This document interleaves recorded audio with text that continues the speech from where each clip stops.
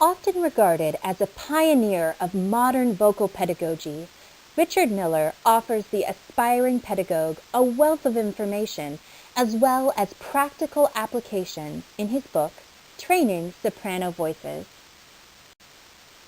Before jumping into the process of training the soprano voice, Miller makes a point to note the various Fach designations within the wide category of the soprano voice, and what characteristics earn their various designations. The reason for this being that each instrument has a unique set of characteristics for which individual training must be tailored. As Miller puts it, the potential dramatic soprano should not be expected to accomplish tasks suited to her soubrette counterpart of the same chronological age.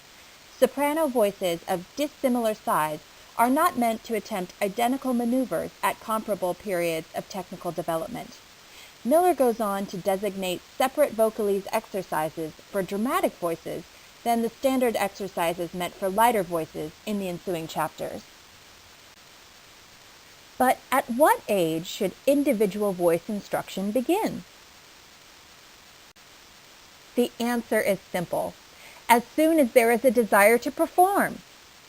Okay, well, maybe not at the very moment that the performance gene is presented, but certainly by the age of 14.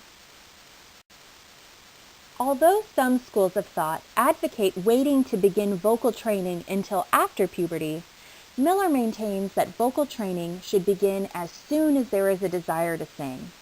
It is suitable to begin training at around the age of 14, as long as she remained chiefly in middle range, avoiding both low and high tessitura extremes, she not attempt high decibel intensity, and she not sing for too long at a time. As Miller points out, there are many activities and performance opportunities that can potentially harm the developing female voice unless proper technique is instilled early on. Although this book was written as a guide for training soprano voices, Miller maintains that beautiful production lies in attaining vocal freedom, achieved by a set of techniques applicable to all voice types, from soubrette to basso profundo. In this book, Miller goes on to outline a specific plan of action to help the soprano singer attain proficient breath management, freedom of articulation, balanced resonance, and skillful registration through a series of vocalese exercises and excerpts from well-known operatic repertoire. On the topic of breath management, Miller provides detailed descriptions and vocaleses to attain clean onset, clean release, silent breath renewal, and appoggio. Once the student has a sturdy groundwork of breath management under her belt, she can begin to work on agility through a series of melismatic vocalese exercises, alternating staccato and legato vocalese exercises, and melismatic excerpts from operatic repertoire.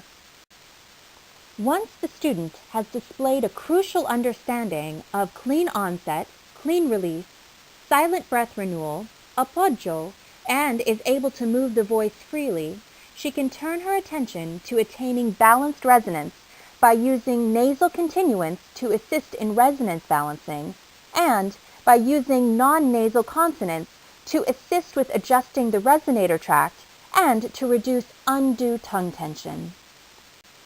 As Miller says in the text, the best way to approach sostenuto technique is not to sing over and over songs and arias that have long phrases in the hope of building up sufficient stamina to eventually manage them.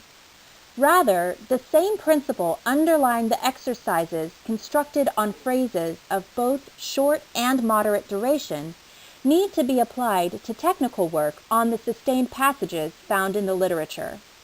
Breath renewal is incorporated into the release, and the next onset takes place within the same quiet thoracic cage posture. In so doing, appoggio reliability for sustained singing is developed. As a further maneuver, sostenuto passages are then sandwiched in between brief agility and onset patterns. Once the singer has managed to get a handle on proper breath management, freedom of articulation, and balanced resonance, she should then turn her attention to skillful registration. One of the keys to attaining skillful registration is to understand where the registration events occur so that the student can learn to navigate them efficiently. It should be noted that registration events for larger voices occur at slightly lower points in the musical scales than do their lighter counterparts. In the text, Miller provides several chapters on exercising for negotiating registration events, vowel modification, range extension, trilling, and dynamic control. Finally, the studious soprano, having conquered proper breath management, freedom of articulation, balanced resonance, and skillful registration, must put her new skills to use in a daily regimen made up of 30-minute routines of representative vocalese exercises which focus on onset, breath management, agility, vowel definition, consonant articulation, sostenuto, voice registration and vowel modification, resonance balancing, range extension, and dynamic control. At which point she can treat herself to a pumpkin spice latte or whatever other treat her basic heart desires.